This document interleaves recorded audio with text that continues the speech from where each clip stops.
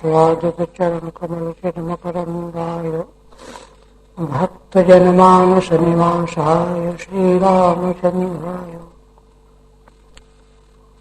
वागीशायस्य वदने लक्ष्मीर्यस्य च वक्षसि यस्यास्ते हृदये संवित्तं सिंहमहं भजे। विश्वसर्वविसर्गादि नवलक्षणलक्षितम् श्रीकृष्णाख्यं परं धाम जगद्धाम नमामि तत्।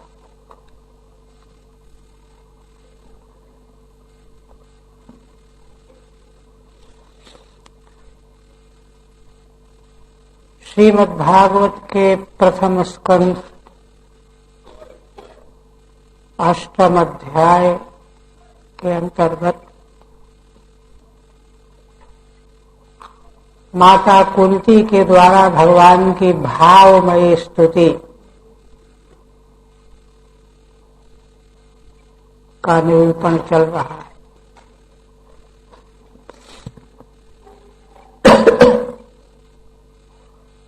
छत्तीस तक हुआ था।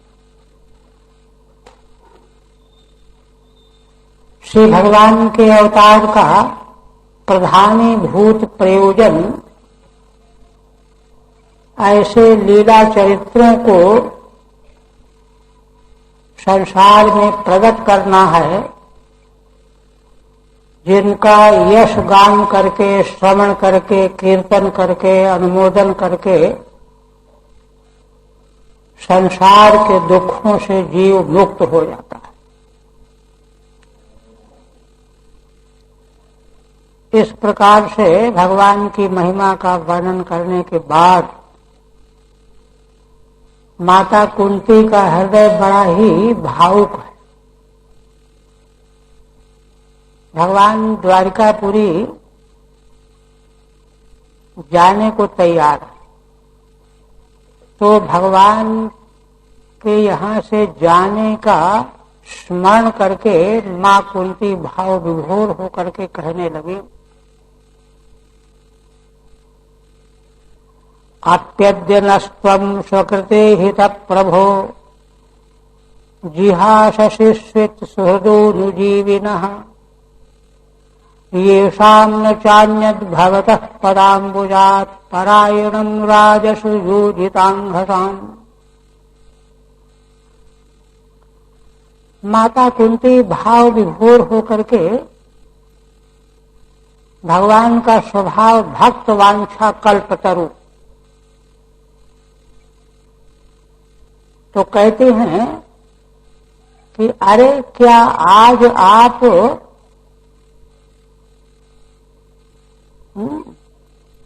अपने अनुयायी सुहृदों को छोड़ करके द्वारिकापुरी जाना चाहते हैं?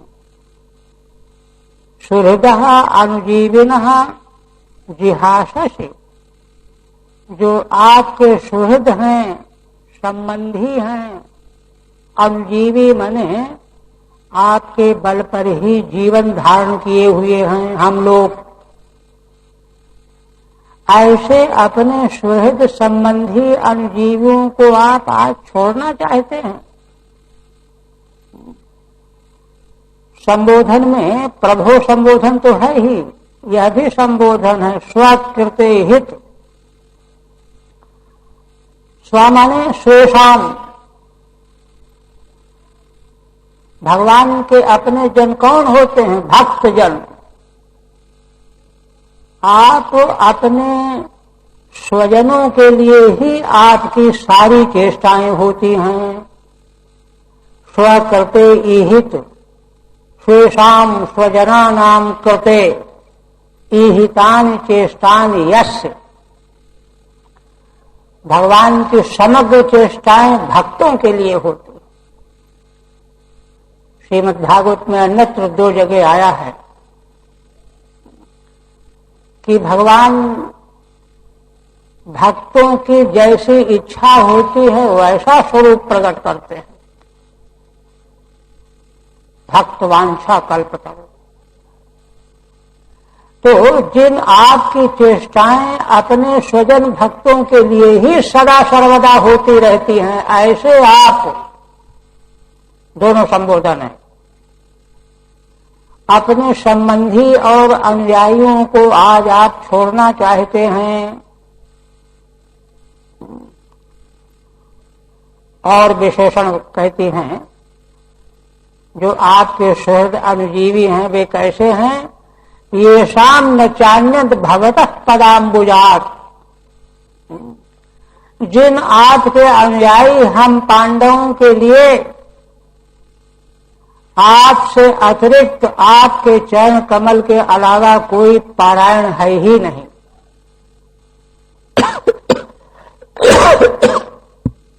अन्य कोई आश्रय नहीं।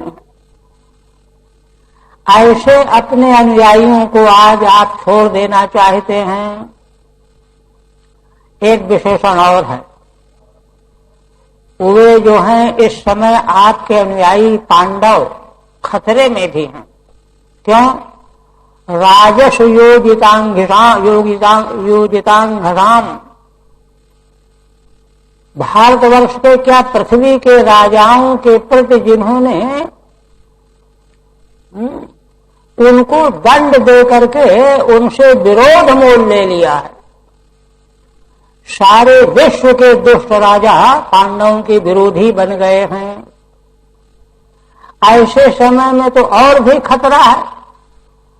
तो ऐसे समय में जो संसार के सारे राजाओं से जिनका विरोध बन गया है, जिनका आपके चरणों के अलावा और कोई आश्रय नहीं है, ऐसे अपने सगे संबंधी अनुयायियों को क्या आप आज छोड़ करके जाना चाहते हैं?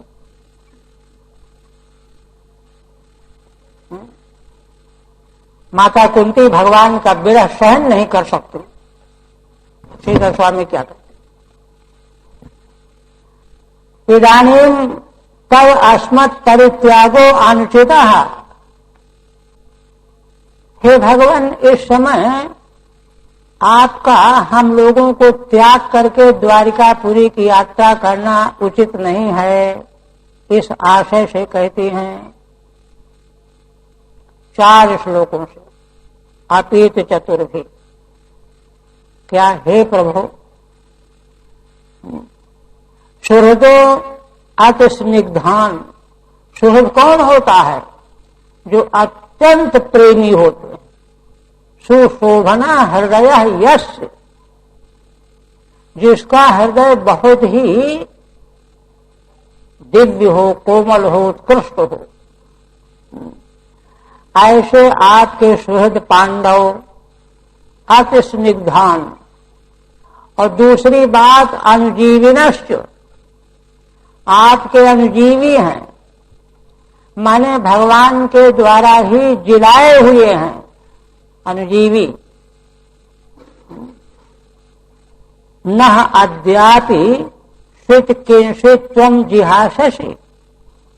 आज भी आप क्या अपने स्निग्ध अनुयायियों को त्याग देना चाहते हैं? त्वं जिहाससि, किनको आप त्याग देना चाहते हैं? येषाम् अस्माकम् अन्यत् परायणम् नैवास्ति। जिन हम पांडवों को आपके अतिरिक्त दूसरा कोई आश्रय ही नहीं है। तत्कुतः, यह क्यों, ऐसा क्यों सोचती हैं आप? तो कहते हैं कि राजस योजितम अंघो दुखम यही तेषां। किन लोगों ने संसार के राजाओं को दुख दिया है, उनकी उद्दंडता का दंड दिया है। तो उद्दंड जो है, दंड को दुख मानता है, बैर भाव बना लेता है। ऐसे आप हम पांडवों को छोड़ करके जाना चाहते हैं, जबकि इस समय आपकी बहुत ज्यादा आवश्यकता है।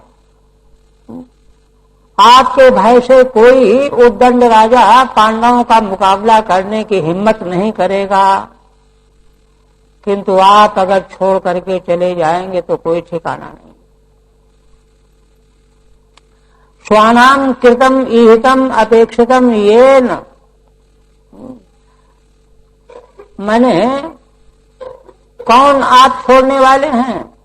जिन आपका अपने भक्तों के लिए ही सारी चेष्टाएं करने वाले हैं। भगवान की सारी चेष्टाएं अपने भक्तों के लिए होती। तस्य संबोधनम,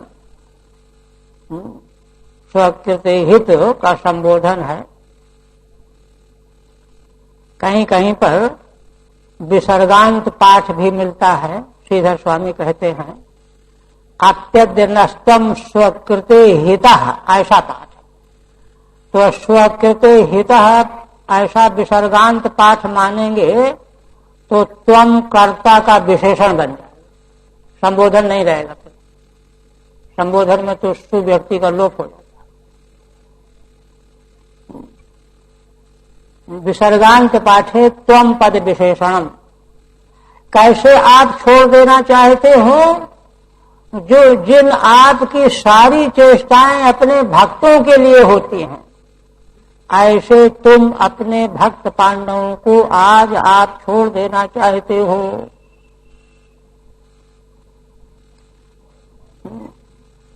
तब कोई प्रश्न करे, ननु तव बंधवो यदवः पुत्राश्च पांडवा शूराः। अगर भगवान की ओर से कोई तर्क करे कि मां कुंती तुम्हारे बंधु यदुवंशी और पुत्र पांडव ये तो स्वयं शूरवीर हैं, तीनों लोक में कोई इनका मुकाबला नहीं कर सकता, समर्थ हैं, शूरा समर्थाश्च, तब किम कार्पण्यम भाषसे, तो आप क्यों कृपणता की बात करती हो, घबराई हुई क्यों हो? क्या यदुवंशी और पांडव शूरवीर नहीं है, समर्थ नहीं है? इस पर कहते हैं कि भगवान केवयम नाम रूपाभ्याम यदुभिः सह पांडवाः। भगवान यदुवंशियों के सहित हम पांडव, जिनके नाम और रूप अलग अलग हैं, युधिष्ठिर, भीम, अर्जुन, नकुल, सहदेव, ऐसे यदुवंशी, इनके अलग अलग नाम हैं, उनके विग्रह अलग अलग हैं, रूप अलग अलग हैं। किंतु ये भिन्न भिन्न नाम रूप वाले यदुवंशी और पांडव, इनका कोई गिनती नहीं है। आपके बिना इनका कोई अस्तित्व नहीं है। भवतो अदर्शनम व्यर्हि, जिस समय आप ओझल हो जाओगे, नहीं दिखाई पड़ोगे, द्वारिकापुरी चले जाओगे, उस समय यदुवंशी और पांडवों का नाम रूप जो है किसी काम का नहीं रह जाएगा। दृष्टांत दे रही हैं, हृषिकाणाम विवेशितुः, जैसे हम सभी शरीरधारियों के भीतर जीव चैतन्य, जीवात्मा अगर न रहे तो इंद्रियों का क्या सामर्थ्य है? अंतःकरण, ज्ञान इंद्रियां, कर्म में सब दो कौड़ी की हो गई। जैसे जीवात्मा के बिना इंद्रियों की हालत होती है, उसी प्रकार से आपके आदर्शन हो जाने पर यदुवंशी और पांडवों का कोई नाम रूप अस्तित्व ही नहीं रह जाएगा। ठीक है।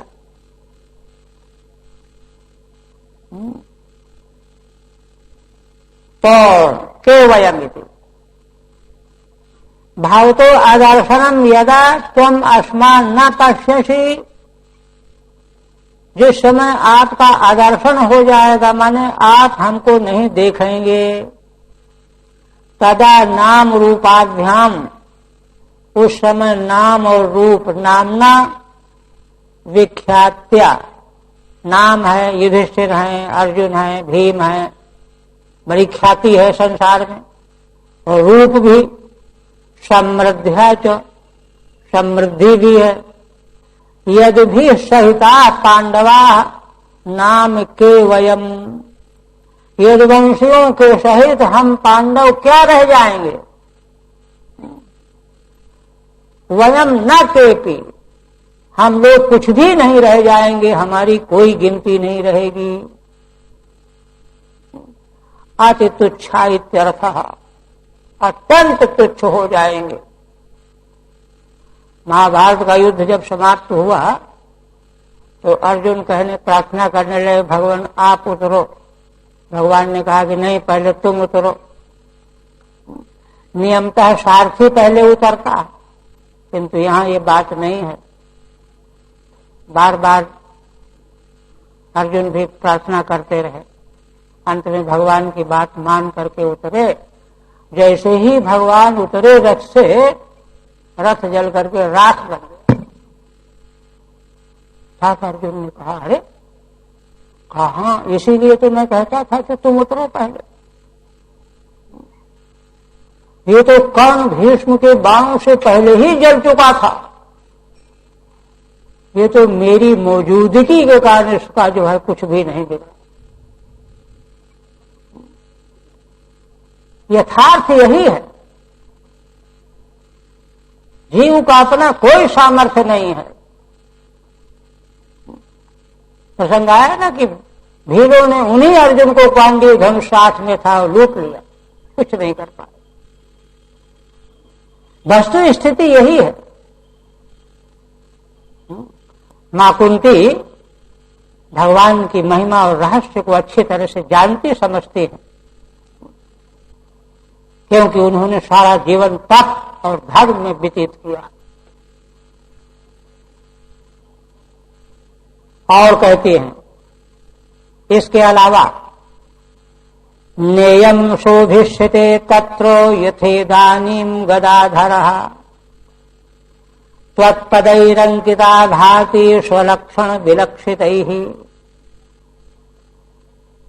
हे गदाधार, गदा धारण करने वाले भगवान, यदि आप नहीं मानेंगे, चले जाएंगे द्वारिकापुरी के लिए, तो यह पृथ्वी, इयम पृथ्वी न शोभिष्यते, इसकी शोभा समाप्त हो जाएगी। इदानीम यथा शोभते, इस समय जैसी पृथ्वी की शोभा हो रही है भगवान की मौजूदगी में, इसकी शोभा समाप्त हो जाएगी। क्यों इस समय शोभित है? त्वत्पदैर अंकिता भाति, भगवान के चरणों के जव अंकुश चक्र पद्म, ये चिन्ह भगवान के तलु में केवल भगवान के चरणों के चिन्ह है। तो इन चरण चिन्हों से के स्पर्श को पाने वाली पृथ्वी पुलकित हो रही, आनंदित हो रही है, अपने को तीनों लोकों में सौभाग्यशालिनी मान रही है, गदगद है, रोम रोम खड़े हैं इसके, बड़ी शोभा हो रही है। किंतु जब आप यहां से चले जाएंगे तो आपके चरणों के चिन्ह से रहित हो जाएगी। इस समय तो आपके चरणों के चिन्हों से अंकित होने से बड़ी शोभा हो रही है। स्वलक्षण विलक्षित ही, भगवान के चरणों के चिन्ह कैसे हैं? माने भगवान के चरण चिन्ह जो हैं, भगवान के लक्षण माने ज्ञापक हैं। ये चिन्ह किसी और के हो ही नहीं सकते। अब गौ को ढूंढना हो तो गोखुर के चिन्ह देख करके जाएंगे तो क्या पता किसकी गौ का गोखुर का चिन्ह है। हजारों लोगों के पास गाय है, किंतु भगवान के चरणों के चिन्ह जैसे चिन्ह कहीं है ही नहीं। भगवान ही लक्षित होते उन चिन्हों के द्वारा स्व, इसलिए स्वलक्षण विलक्षित ही, अपने को लक्षित कराने वाले पद चिन्हों के द्वारा जो विलक्षित हैं, अन्य किसी के भी नहीं है तीनों लोकों में, ब्रह्मांड में। उन अंकित चरण चिन्हों के द्वारा जैसी शोभा पृथ्वी की इस समय हो रही है, यह शोभा इसकी नहीं रह जाएगी।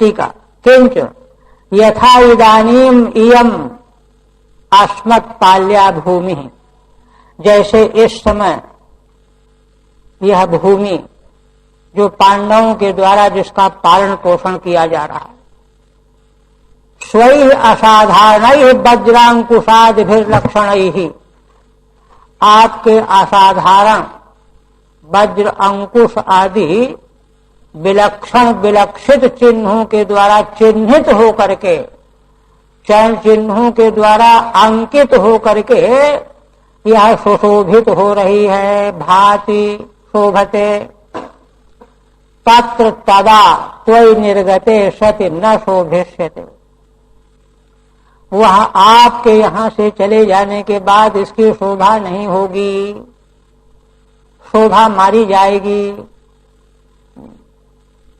इतना ही नहीं, और कहते हैं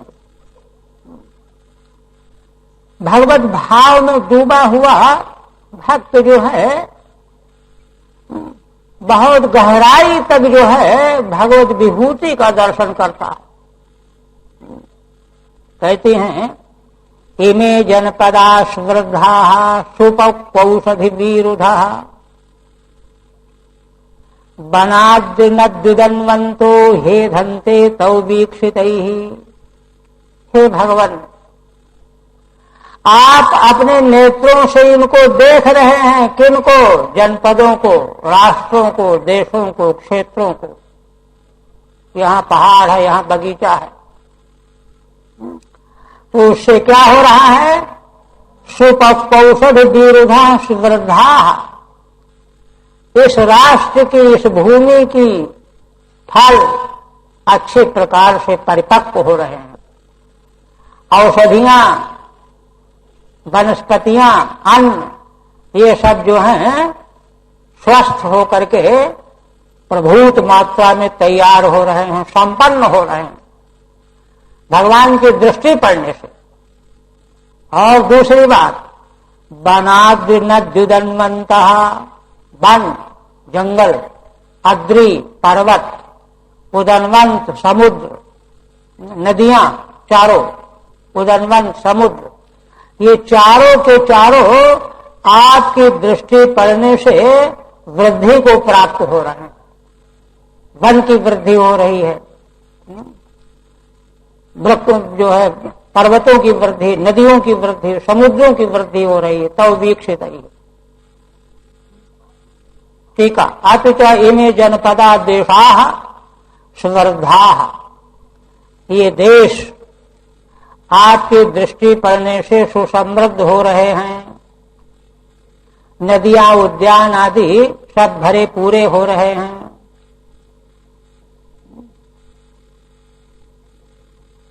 किंतु इस प्रकार से भगवान की भावमयी प्रार्थना करती हुई मां कुंती को एक बात याद आई कि अरे, हम भगवान को जाने नहीं देना चाहती हैं, किंतु आखिर इनके भक्त द्वारिका में भी तो हैं यदुवंशी, तो ये तो स्वार्थ हो गया, अपने अपने की बात हो गई। इसलिए अब ध्यान जब उनका गया तो विचार करने लगी कि अगर भगवान को जाने दे रही हैं तो पांडव दुखी होंगे, और नहीं जाने दे रही हैं तो पांडव सुखी हो जाएंगे, वंशी दुखी हो जाएंगे। उभयता पाशारज्जु, आठ विश्वेषु विश्वात्मन विश्वमूर्ते स्वकेशु में स्नेह पाशमिमं सिंधि दृढ़ं पांडुषु वृष्णिषु। अब क्या करें? अब तो कोई रास्ता ही नहीं है। अब भगवान को कैसे मना करें, प्रार्थना करके रोकें? क्योंकि भेदभाव तो है नहीं, धर्मात्मा तपस्वी समदृष्टि होते।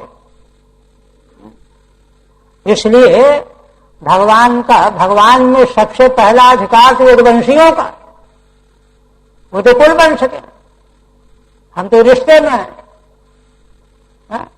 तो विशेष अंतरंगता तो वहां है। तो ऐसी स्थिति में फिर क्या किया जाए? तो मां कुंती को असल में दोनों के प्रति वही बात है। वे किसी की भी हानि, किसी का भी दुख उनको बर्दाश्त नहीं, सहन नहीं। महाभारत में आदि पर्व में माता कुंती के एक व्रत का उल्लेख है। लाक्षागृह से बचने के बाद पांडव जब जंगल जंगल भागते चले गए, छिपे तौर पर एक ब्राह्मण के घर में ठहरे। वहां एक राक्षस का बंधन था कि जो है एक घर से एक खुराक दी जाएगी, एक आदमी जाएगा खुराक बन करके। ब्राह्मण की बारी थी उससे। ब्राह्मण ब्राह्मणी, एक कन्या पुत्र वधू, एक कन्या पुत्र पुत्र वधू, इतने परिवार के सदस्य।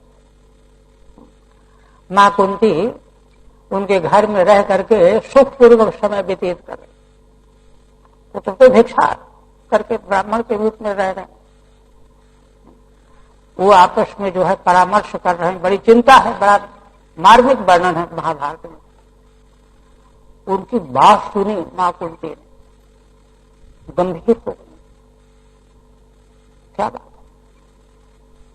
हम क्षत्रिय, हमको धिक्कार है कि जिस ब्राह्मण के घर में हम रह रहे हैं, हमारा पालन पोषण हो रहा है, सुरक्षित बने हुए, वो ब्राह्मण दुखी हो। चली गई चुपचाप घर और थोड़ी दूर अलग रहकर रहे होकर के सुनने। मालूम पड़ गया उनको मामला, प्रकट होकर के सामने पूछने लगी कि आपको क्या कर। तो ब्राह्मण, बड़े उच्च कोटि के ब्राह्मण, कहा कि अरे आप तो हमारे अतिथि हैं, देवता हैं, अब हम अपनी बात बता करके आपको भी दुखी करें, बताना नहीं चाहते। उन्होंने कहा कि नहीं नहीं बताइए। वो मनुष्य को धिक्कार है कि दूसरे के दुख को जान करके और उसमें कुछ सहयोगी न बने। उन्होंने बताया, लेकिन कोई उपाय नहीं।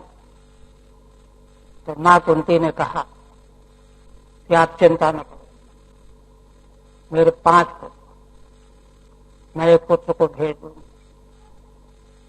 नहीं नहीं, ये कैसे हो सकता है? अपनी रक्षा करने के लिए हम अतिथि के पुत्र को बलि दे दे।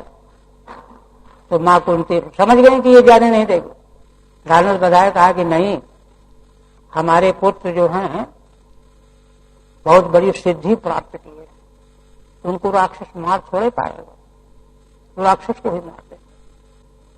ऐसा जब विश्वास दिलाया तो नाना तो करते रहे, कुछ विश्वास बना। देखिए, इस आशा पर कि जब ऐसा ये कह रही हैं, और फिर कोई अपने पुत्र को यूं ही थोड़े मौत के मुंह में झोंक देगा। युधिष्ठिर आए, पांडव आए, उनसे एकांत में युधिष्ठिर से परामर्श किया मां कि बेटा युधिष्ठिर, सबसे बड़े वही थे जिस ब्राह्मण के परिवार में हम लोग रह रहे हैं इतने दिनों से, उसके सामने ये दुख, धिक्कार है हम लोगों को। तो मैंने यह सोचा है कि भीमसेन को भेजूं। युधिष्ठिर के जो है रोंगटे खड़े हो गए, कहने लगे कि मां, देखिए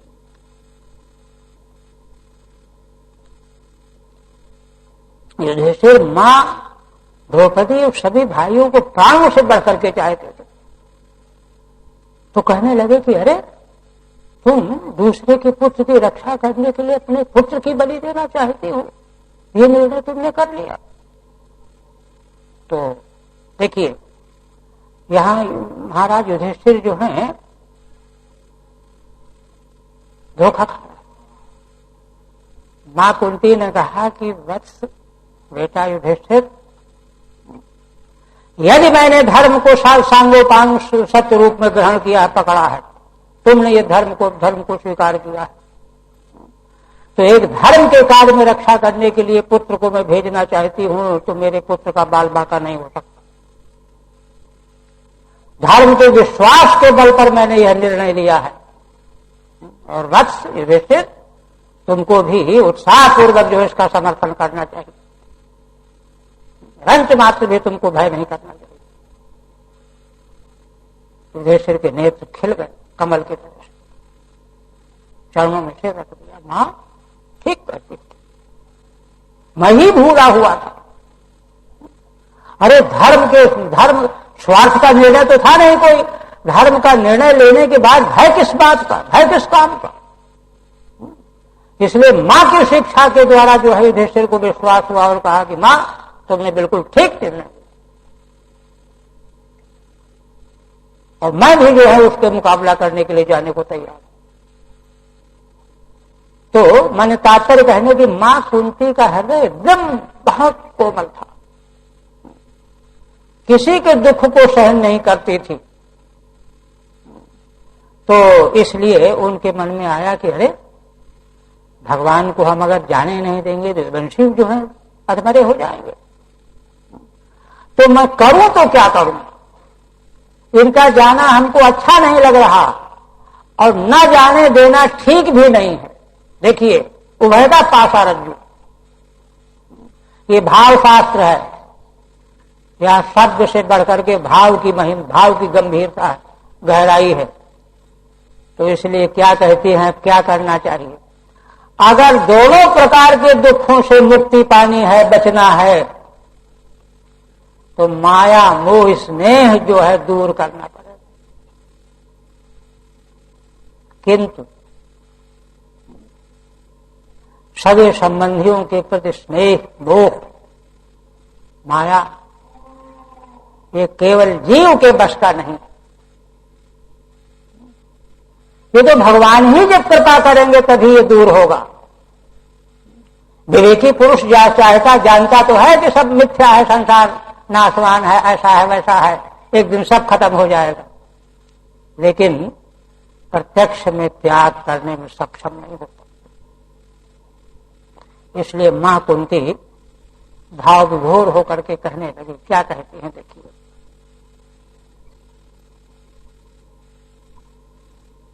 अथ विश्वेषु विश्वात्मन विश्वमूर्ते स्वकेशु में। इसलिए अंत में अथ शब्द जो है प्रकरणांतर के लिए है। हे भगवान, आप विश्व के नियामक हो, ईश्वर हो। ईश्वर तो जो चाहे सो कर सकता है।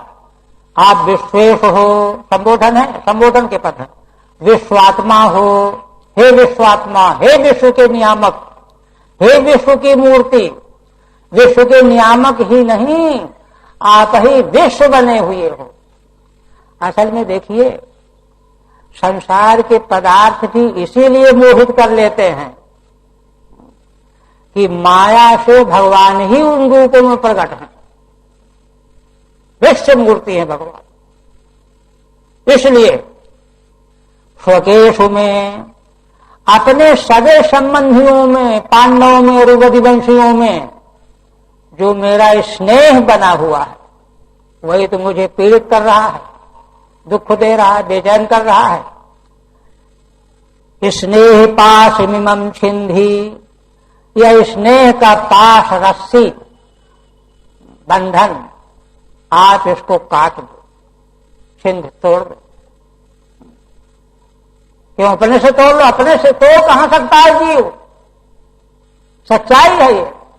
स्नेह पाश मिमम छिंधी दृढ़म पांडुषु भृष्णिषु, यह जो स्नेह का पाश बड़ा मजबूत बना हुआ है, कमजोर होता तो मैं तोड़ भी सकती थी, दृढ़ है, बहुत मजबूत है, तो सामान्य शक्ति के द्वारा तोड़ने योग्य नहीं है।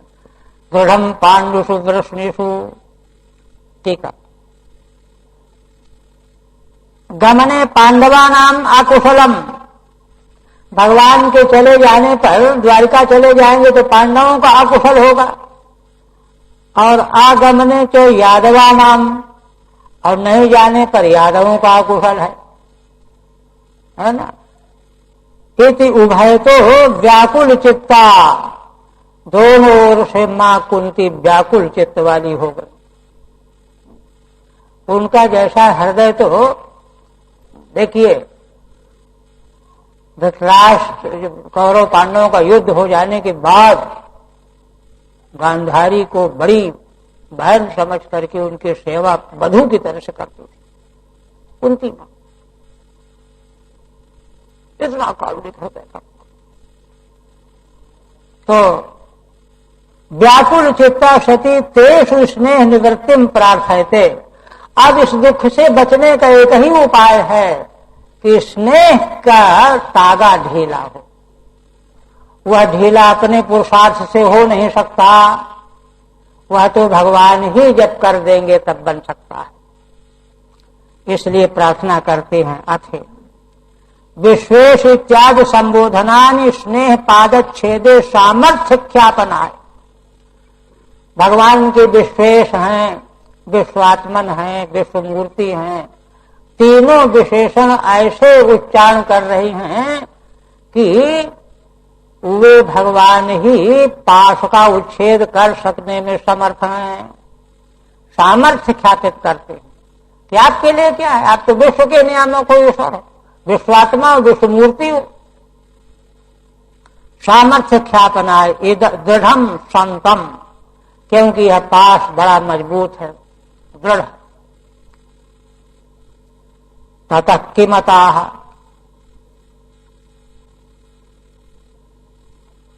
इसके बाद कहती हैं कि देखिए भगवान से प्रार्थना करती हैं कि सगे संबंधियों के प्रति स्नेह पाश हमारा ढीला हो जाए, टूट जाए। आखिर चाहती क्या है, माने स्नेह का पाश भी ढीला करने की प्रार्थना क्यों कर रही हैं? तो देखिए असल में आप लोग ध्यान दीजिए, प्रथम स्कंद प्रथम अध्याय में ही जहां शौनकादि ऋषियों ने सूर्य जी से प्रश्न किया है जीवन का निश्रेय कैसे, तो उन्होंने समाधान में कहा है, उत्तर दिया है, सवै पुंसाम परो धर्मो यतो भक्ति अधोक्षज। अधोक्षज भगवान में भक्ति प्रीति, और वह भी कैसी अहेतुकी अप्रतिहता, कोई फलाकांक्षा न हो और वह कभी प्रतिहत न हो, कम न हो, चित्त विषयांतर में जाए ही नहीं। विषयांतर में गया तो कट गई भक्ति। तो देखिए जब सगे संबंधियों के प्रति स्नेह बना रहेगा तो भगवत ध्यान भगवत चिंतन बाधित होगा, उसने उतने क्षण के लिए कम से कम बाधित हो जाएगा। और वही विपत्ति है, कान मंद विपत्ति प्रभु सोई जब तब सुमिरन भजन न हो। कोई बात दूसरे ध्यान में आई, सुमिरन भजन गया, विपत्ति आई। इसलिए आप स्नेह पाश को तोड़ दोगे, तोड़ देने पर क्या होगा, वही कह रही हैं, तो में अनन्य विषया मतिल मधुपते असकृत। हे मधुपते, आप में मेरी मति माने बुद्धि, असल में बुद्धि ही व्यक्तित्व का स्वरूप है। जिसकी बुद्धि जो निश्चय किए बैठी वही उसका स्वरूप है, वही उसकी निष्ठा है। तो मेरी मति, हे भगवान, आप में अनन्य विषया बन करके हो। असकृत, असकृत माने निरंतर, सकृत माने एक बार, असकृत माने जहां एक बार दो बार की गिनती नहीं, निरंतर, नैरंतर्येण। रतिमुद्दहतादब्धा, रति माने प्रीति। हे भगवान, आप में निरंतर मेरी बुद्धि मति प्रीति से युक्त होकर के लग जाए। गंगे वौघ मुदन्वत, दृष्टांत दे रही हैं। और भक्ति का जो उत्तम भक्ति का स्वरूप भी जो है, तीसरे स्कंद में भगवान कपिल देव जी ने मां देवहूति को बताया है। भक्ति के कई प्रकार बताए, उत्तम, मध्यम, प्राकृत, तो उत्तम भक्ति का लक्षण वहां यही किया। जैसे गंगा की धारा अनवरत रूप से बहती हुई एक क्षण रुके बिना समुद्र की ओर बहती चली जा रही, इसी प्रकार से जिसकी समग्र इंद्रियां, समग्र अंतःकरण केवल भगवान की ओर प्रवाहित हो, वही दृष्टांत दे रहे हैं, है ना। गंगे वौघ मुदन्वती, है ना। गंगा का ओघ माने प्रवाह, धारा।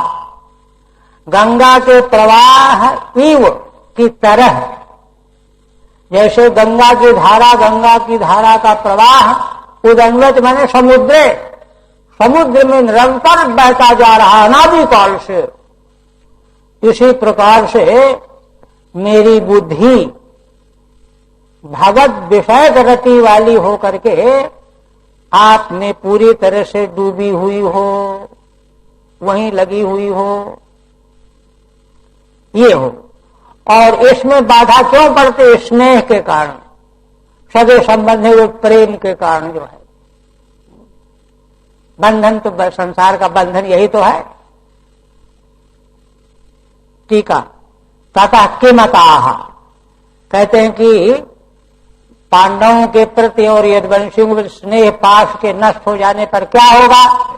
तो कहती हैं अनन्य विषया सती में मति ही, अनन्य विषय वाली हो जाएगी। अभी तो दूसरी चीजें आ जाती है बीच में, बाधा पड़ती है। अनन्य विषया मति रतिम उद्वहतात, रति माने आपके प्रति प्रीति की ओर बहने लगेगी, भगवान की प्रीति की ओर बहने लगेगी। अनवच्छिन्नाम प्रीतिम करोत्वित्यर्थः, मेरी बुद्धि आपके चरणों में आपसे अनवच्छिन्न प्रीति करे, ये चाहिए मुझे। ओघम माने पूरम, वही धारा प्रवाह। यथा गंगा प्रतिबंधम न गणयति, जैसे गंगा की धारा के आगे पेड़ आ जाए, टीला आ जाए, कोई प्रतिबंध नहीं गिनती, तोड़ डालेगी, काट देगी, बहती चली जाएगी। एवं मतिरपि विघ्नान मा गणयत्यति भावः, ऐसे ही मेरी बुद्धि विघ्नों की परवाह न करे। एवं अभ्यर्थ पुनः प्रणमति, ऐसी अभ्यर्थना करके मां कुंती पुनः प्रणाम करती। श्री कृष्ण कृष्ण सख वृष्ट स्वभाव निधृक राजन्य वंशधना नपवर्ग वीर्यो गोविंद गोद्विज सुरार्ति हरावतार योगेश्वराखिल गुरु भगवन नमस्ते। भगवान के विविध प्रकार के नाम, हे श्री कृष्ण, हे कृष्ण के सखा, अर्जुन के सखा, वृष्णि ऋषभ, वृष्णि वंशियों में श्रेष्ठ, सर्वोत्कृष्ट, और आवनी ध्रुक राजन्य, आवनी माने पृथ्वी में द्रोह करने वाले, राजन्य माने राजा, दुष्ट राजा, मतलब उनका जो वंश बड़ा भारी, उसको नष्ट करने के लिए जो भगवान दहन माने अग्नि के समान, जैसे अवांछित वन को जलाने के लिए आग डाली जाती है, वैसे जो दुष्ट राजा पृथ्वी को भाग बने हुए हैं, उन राजा रूपी वन को नष्ट करने के लिए आप अग्नि स्वरूप हो, ऐसे हो आप। तो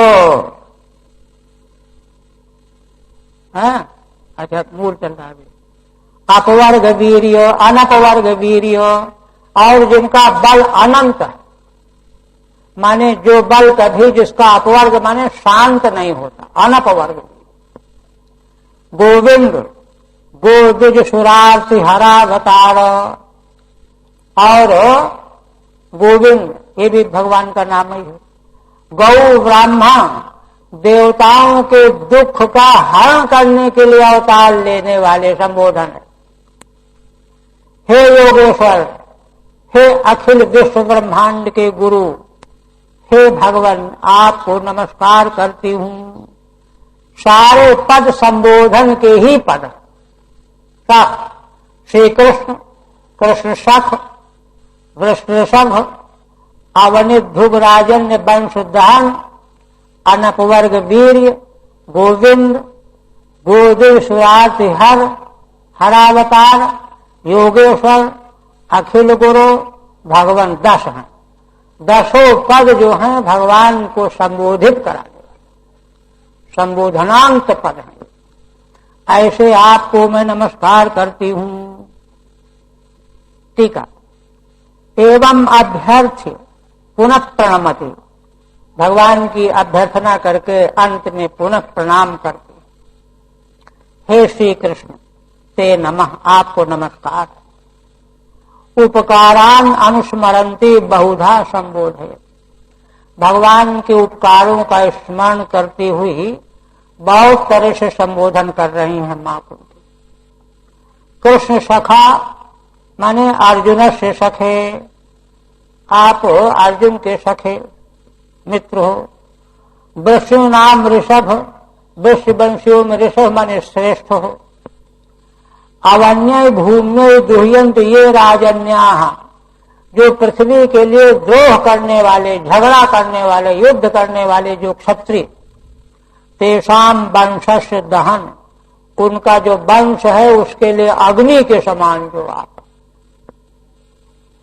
एवं अप अनपवर्ग वीर्य, ऐसे होने पर भी आपका वीर्य कभी समाप्त होने वाला नहीं है, अनंत वीर्य है भगवान। अक्षीण प्रभाव, जिनका प्रभाव कभी क्षीण नहीं हो सकता। गोविंद प्राप्त कामधेनु ऐश्वर्य, माने कामधेनु का जो ऐश्वर्य है, कामधेनु ने ही तो गोविंद नामकरण करके और अभिषेक किया है ना, भागवत में आया है। ऐश्वर्य गोद्विज सुरा,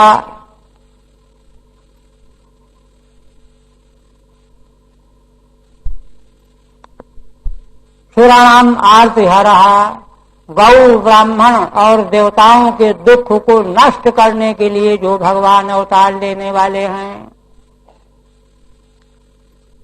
इस प्रकार से भगवान की स्तुति जब की, सूत जी आगे बात बढ़ा रहे हैं।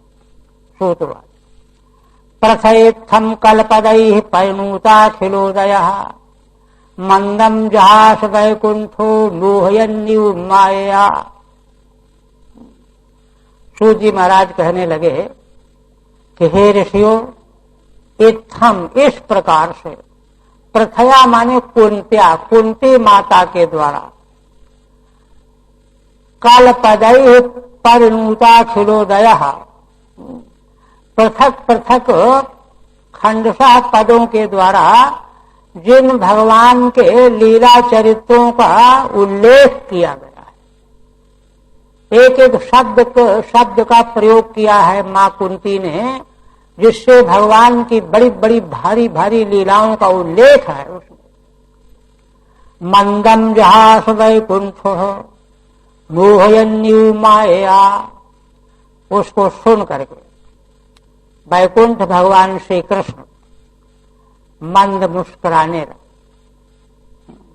मानो माया मोहयन्य, क्योंकि भगवान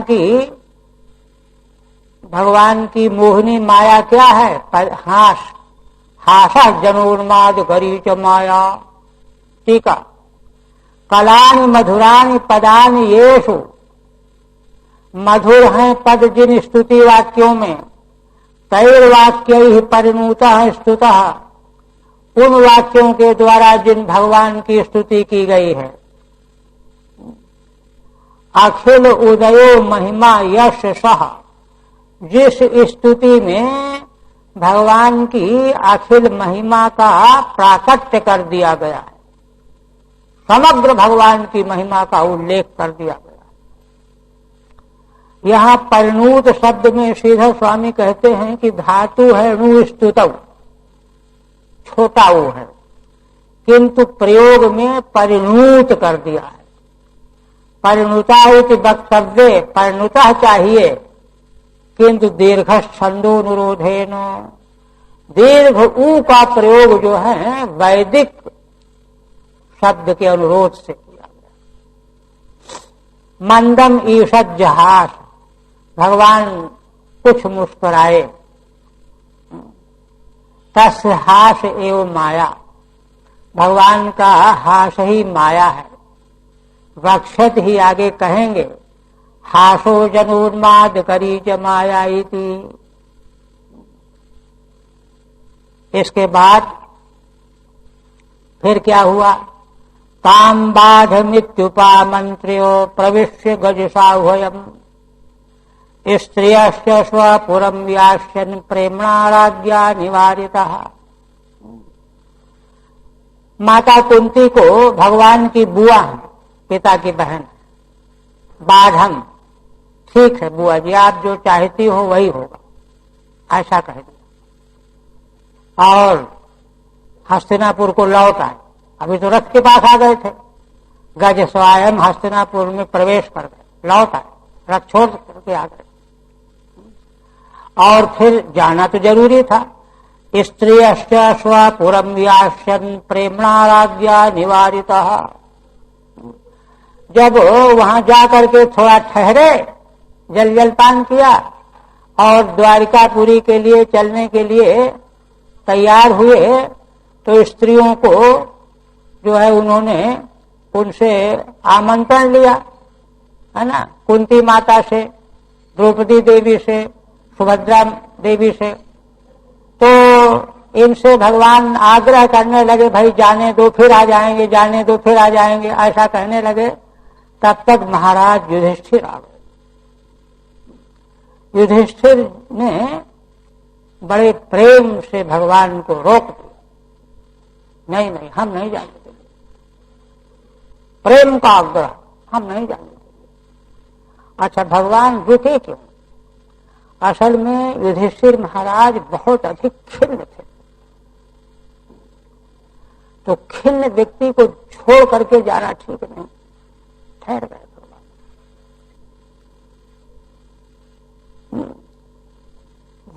वही कहते हैं, अच्छा त्वयि में अनन्य विषया मतिरिति यत् प्रार्थितम। माता कुंती ने जो प्रार्थना किया है ना कि आप में मेरी अनन्य मति बन जाए, भक्ति बन जाए, प्रेम बन जाए, तद बाधम, उसको भगवान ने कहा कि ठीक हो जाएगी, अंगीकृत। बाध माने अंगीकार करना। रथस्थानात गज साह्वयम् आगत्य, रथ के स्थान से लौट करके भगवान हस्तिनापुर को आ गए। पश्चात ताम चान्याश्च सुभद्रा प्रमुखा स्त्रियः, और थोड़ा सा रुक करके घंटे 2 घंटे कुंती माता को, दूसरी जो कुरुवंश की स्त्रियां थीं, द्रौपदी देवी, सुभद्रा भगवान की बहन ही हैं, है ना, प्रमुखा स्त्रियः उपा मंत्र अनुज्ञात, उनको बता करके कि भाई अब जाने दो, फिर हम जल्दी आएंगे, जल्दी आएंगे, तैयार हो गए। स्वपुरम यास्यन् किंतु राज्ञा युधिष्ठिरेण प्रेमणा अत्रैव किंचित कालम निवसेत संप्रार्थ्य निवारितः। नहीं नहीं भगवान, अभी थोड़े दिन आप यहीं रहो, ऐसी प्रार्थना करके आग्रह पूर्वक रोक ले। तब भगवान रुक गए। और कहते हैं, व्यासाद्यैरीश्वरे हाग्यैहि कृष्णेनाद्भुत कर्मणा प्रबोधितोपीतिहासैर्नाबुध्यत शुचार्पितः। भगवान ने देखा कि महाराज युधिष्ठिर बड़े दुखी हैं, तो उन्होंने व्यास आदि ऋषियों को कहा कि आप लोग महाराज को समझाइए। व्यास आदि जो ऋषि थे, वहां बहुत ऋषि थे, महाभारत में तो बड़ा कई अध्याय वर्णन है। उन्होंने समझाया, उन्होंने समझाया, उन्होंने समझाया बहुत, क्योंकि ये सब ऋषि जो हैं ईश्वरे हाग्यैहि ही, ईश्वर क्या करना चाहता है इसके ज्ञाता थे। अंत में ईश्वर जो चाहते हैं वह तो होते ही होता ही होके ही रहता है। इस रहस्य के ज्ञाता थे, इसलिए इन लोगों ने बड़े सांगोपांग युधिष्ठिर महाराज को समझाया कि राजन देखो उस समय ऐसा हुआ था, देखो उस समय ऐसा हुआ था, ऐसा कह करके पूरी तरह से समझाया। और अद्भुत कर्म करने वाले भगवान श्री कृष्ण ने भी समझाया। वहां 5-7 अध्याय है युधिष्ठिर को उपदेश देने वाले। प्रबोधितोपि इतिहास सुना करके ऋषियों ने संबोधित किया, समझाया, राजन प्रकृष्ट हो जाओ, किंतु ना बुध्यत सुचार पिता। युधिष्ठिर महाराज शोक से इतने व्याकुल थे कि उनको संतोष नहीं हुआ, उनकी गिलानी गई नहीं। जैसे युद्ध के आरंभ में अर्जुन को गिलानी हुई, युद्ध नहीं करूंगा, शस्त्र रख करके बैठ गए, उसी तरह से विजय मिलने के बाद, युद्ध के बाद युधिष्ठिर महाराज का शोक तो आकाश को छू रहा था। बड़े बड़े ऋषि महर्षि जो हैं समझा करके हार गए, लेकिन तो रहस्य बता रहे हैं।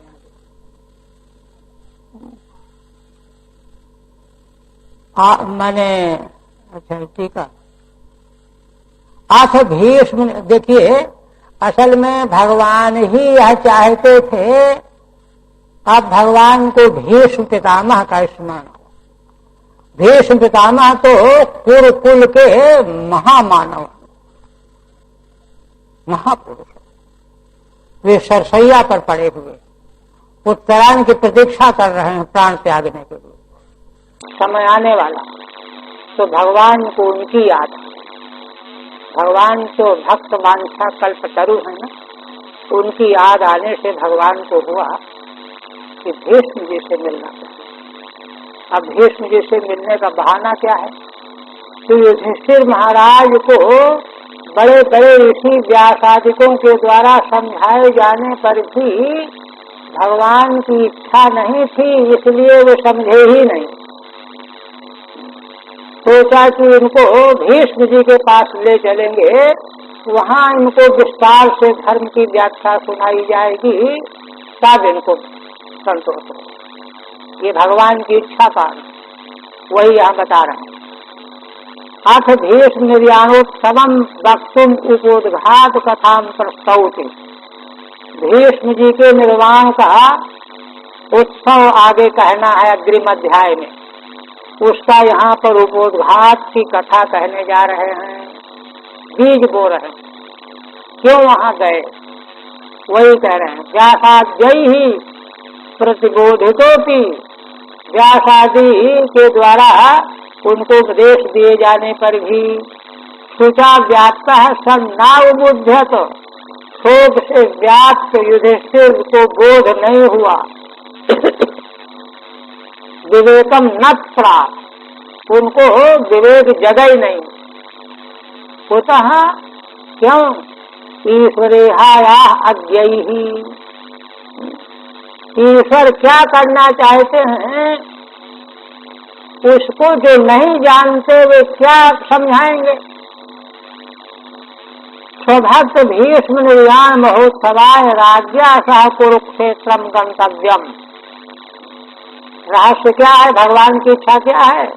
अपने भक्त भीष्म के निर्वाण रूपी महोत्सव को देखने के लिए राजा युधिष्ठिर के साथ कुरुक्षेत्र में चलना चाहिए, और वहां चल करके उन्हीं के मुख से इनको उपदेश दिया जाएगा, है ना। सत्य सन्मुखे नैव अयम प्रबोधनीय, भीष्म जी के मुख से जब इनको प्रबोधित किया जाएगा युधिष्ठिर महाराज को। इस ईश्वराभिप्राय, यह भगवान का अभिप्राय। तो भगवान का अभिप्राय जब यह है तो इससे विरुद्ध हो ही नहीं सकता कुछ। इसलिए कार्य द्वय विधायक सम अजानत भिरित्यर्थ, इन दोनों कार्यों को वो लोग नहीं जानते थे जो समझाने में लगे थे। समझाए जा रहे हैं, किंतु अंत में तो होना वही जो भगवान चाहेंगे। भगवान तो यह चाह रहे थे, इसलिए भगवान की चाह ही पूरी होगी। उनके समझाने से विवेक उनको हुआ ही नहीं। ये है श्री कृष्ण ना भी प्रबोधितो ना बुद्धत। कहते ठीक है, ऋषियों के समझाने से नहीं समझे तो नहीं समझे, भगवान श्री कृष्ण ने भी समझाया तो इसलिए समझाया। देखिए कि नहीं तो लोग कहेंगे कि अगर कृष्ण समझाते तो मान जाते ही, तो उनको भी दिखाना। यही बात से जब दूत बन करके गए थे तो विदुर जी ने पूछा कि भगवत आप तो सब जानते हैं, क्या दुर्योधन आपकी बात मान जाएगा? ऐसा आप समझते हैं? कहा कि नहीं नहीं, मैं अच्छी तरह समझता हूँ कि नहीं मानेगा। फिर क्यों आए? तो इसलिए आया कि संसार के लोग आगे चल करके यह न कहने लग जाएं कि भगवान अगर एक प्रयत्न करते तो युद्ध रुक जाता। इसलिए आगे कोई बचनीयता ना आवे मेरे ऊपर, इसलिए मैं दूत बन करके समझाने के लिए आया। मैं जानता हूं कि वो मानने वाला नहीं। ये देखिए वही वक्तव्य है जो पर महाभारत, वही बात यहाँ कह रहे हैं कि कृष्ण ना भी प्रबोधितो ना बोध्यत। अत्र हेतु कह रहे हैं कि क्यों ऐसा हुआ? अत्र हेतु अद्भुत कर्मणा, भगवान के तो कर्म ही अद्भुत, बोलते कुछ हैं चाहते कुछ हैं, अद्भुत। यथा पूर्व पांडव संधानार्थम गतोपि, जैसे दृष्टांत वही दे दिया, कौरव पांडवों में संधि कराने के लिए गए, गतोपि यथोचित में बदन्नपि।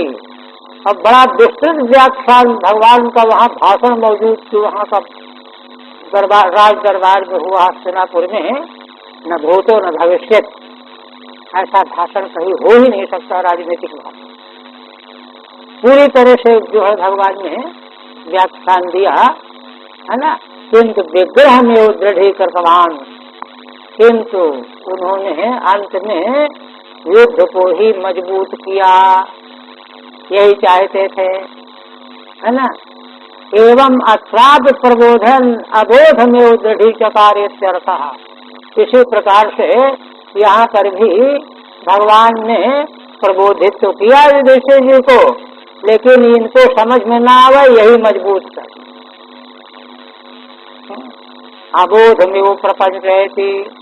अब महाराज का जो है युधिष्ठिर को क्या अबोध था उसको बता रहे हैं। आह राजा धर्म सुत चिंतन सुहृदाम बधम प्राकृतेनात्मना विप्रा स्नेह मोह मसम्मत बसंगत। है ना, कहते हैं कि महाराज धर्म पुत्र युधिष्ठिर अपने सुहृदों के बध का बार बार चिंतन करके यही कहने लगे। जैसे प्राकृत मनुष्य जैसा सोचता समझता है उसी बात को सोच समझ करके कहने लगे। स्नेह मोह के बस में चले गए थे। जैसे अर्जुन मोहाक्रांत होकर के युद्ध छोड़ दिया था, इसी प्रकार से महाराज युधिष्ठिर भी स्नेह मोह के परवश हो गए। क्या कहते हैं? अहो में पशुता ज्ञानम हृदरूढ़ दुरात्मना तारक्यस्यैव देहस्य भव्यो में अक्षोहिणी रहता। अरे मेरा ज्ञान तो देखो, मेरे हृदय में जो रूढ़ अज्ञान बना हुआ है वह तो देखो। मैंने तारक के जो देह, जिस देह को मरने के बाद पशु पक्षी खा जाएंगे, कीड़े मकोड़े खा जाएंगे, ऐसे इस देह के लिए मैंने बहुत सारी अक्षौहिणियों का वध करा दिया। अक्षौहिणी हटा भूल किए दे रहे हैं, फिर स्थिति का फल करेगा क्योंकि देर हो जाएगी। और कहते हैं देखिए उनके उद्गार, इस अध्याय का तीसरा विषय यही था। महाराज का शोक युधिष्ठिर महाराज का, एक तो ये। दूसरा कहते हैं कि बाल द्विज स्वहन मित्र पितृ भ्रातृ गुरुद्रोहा। महाराज विचार कर रहे हैं बालक का, द्विज का, सुहृद का, मित्र का, पिता का, भाई का, गुरु का, इनसे मैंने द्रोह किया है, ये सब मारे गए हैं। मैं इतना गिरा हुआ हो गया, नीच हो गया कि बालक, ब्राह्मण, मित्र, सुहृद, पिता, भाई, गुरु, इनसे द्रोह करने वाला हो गया। इतना भयंकर पाप करने पर नमे श्याम निर्याम मोक्ष, अब तो नरक से भी मेरा छुटकारा नहीं होगा। और कहते हैं ये भी वर्षा युता युतई ही, आयुत और आयुत, आयुत माने 10,000, 10,000 का 10,000 में फिर गुणा करो, करोड़ों करोड़ों वर्षों तक अगर मैं नरक में डाला जाऊं तो भी इतना भारी पाप है कि उससे छुटकारा मुझे मिलने वाला नहीं है। तो कहते हैं अरे क्यों आप घबराते हैं, राजाओं को युद्ध में मारने से पाप थोड़ा लगता है, शास्त्र कहता है। तो उस पर कहते नैनो राज्य प्रजा भर्तुर धर्म युद्धे बधो दिशाम। ये जो शास्त्र का वचन है कि राजा को, जो प्रजा की देख रेख करने वाला है, जब धर्म युद्ध में दुष्टों को मारता है तो उसको पाप नहीं लगता। इसमें न तो बोधाय कल्पते शासनम वचः। यह जो शास्त्र का वचन है इससे मुझे संतोष नहीं होता है। देखिए क्यों नहीं होता है। युधिष्ठिर महाराज विचार कर रहे हैं कि अगर प्रजा के रक्षा के लिए जो है कोई दुष्ट चढ़ाई करके आ जाता, उसमें मारना पड़ता, तब तो पाप न लगता। मैंने तो राज्य हथियाने के लिए युद्ध किया है। दुर्योधन तो बड़ी सच्चाई से प्रजा का पालन कर रहा था, कोई प्रजा को विपत्ति थोड़े थे, युद्ध का प्रसंग ही कहाँ था। इसलिए शास्त्र के उस वचन के द्वारा भी मेरे पाप का नाश नहीं होगा। झूठे फुसलाने से काम नहीं बनेगा। और कहते शासनम बचा स्त्री नाम मद्भद बंधु नाम द्रोहो यो असा विहोत्थिता। कहते हैं कि देखो, मान लो जिनको मैंने युद्ध में मारा, मरवाया, किंतु जिनकी स्त्रियां विधवा हो गई उनका क्या अपराध था, जिनके माता पिता वृद्ध थे उनका क्या अपराध था। उन वीरों के मारे जाने से स्त्रियां और उनके माता पिता तो अनाथ हो गए। स्त्री राम मद्भद बंधु नाम द्रोहो वो असा विहोत्थिता। यह जो द्रोह पैदा हो गया है, जिन वीरों को मारा, उनकी स्त्रियों का, उनके बंधु बांधवों का, माता पिता आदि को, इससे जो पाप पैदा हो गया है। कर्मभिर गृह मेधियर नाहम कल्पो विचोहितुम। सदगृहस्थियों के द्वारा जो वैदिक कर्मकांड बताया जाता है उससे जो है यह पाप नष्ट नहीं किया जा सकता। फिर किसी ने कहा कि अरे नहीं नहीं, आप घबराते क्यों हैं, अश्वमेध यज्ञ में तो बहुत बड़ा जो है पाप नाश करने की शक्ति है, तो उसको भी करते। यद्यपि यह कथन युधिष्ठिर महाराज का मोह के बल पर, टीका में आए, टीका में स्पष्ट करे, मोहाक्रांत हो रहे। यथा पंकेन पंकाम्भा सुरया वा सुराकृतम। जैसे एक कीचड़ को दूसरे कीचड़ से धोने से सफाई थोड़े होगी, है ना। थोड़ी सुरा से, स्पर्श से जो दोष लगा है वो ज्यादा सुरा पीने से थोड़े चला जाएगा। सुरा कृतम भूत हत्याम तथई वही काम न यज्ञेर मार सुमरहति। उसी प्रकार से यज्ञ के द्वारा, यज्ञों के द्वारा जो एक प्राणी की हत्या की जाएगी यज्ञ में, अश्वमेध यज्ञ आदिकों में, तो युद्ध भूमि में इतने हत्याओं के बदले में उससे शुद्धि कैसे हो सकती है। इस तरह से महाराज जो हैं अपने को शोकाकुल ही बनाए रख रहे हैं। इसकी टीका कल कर देंगे, फिर आगे चलाएंगे। बोलो सच्चिदानंद भगवान की जय। टीका कर देंगे।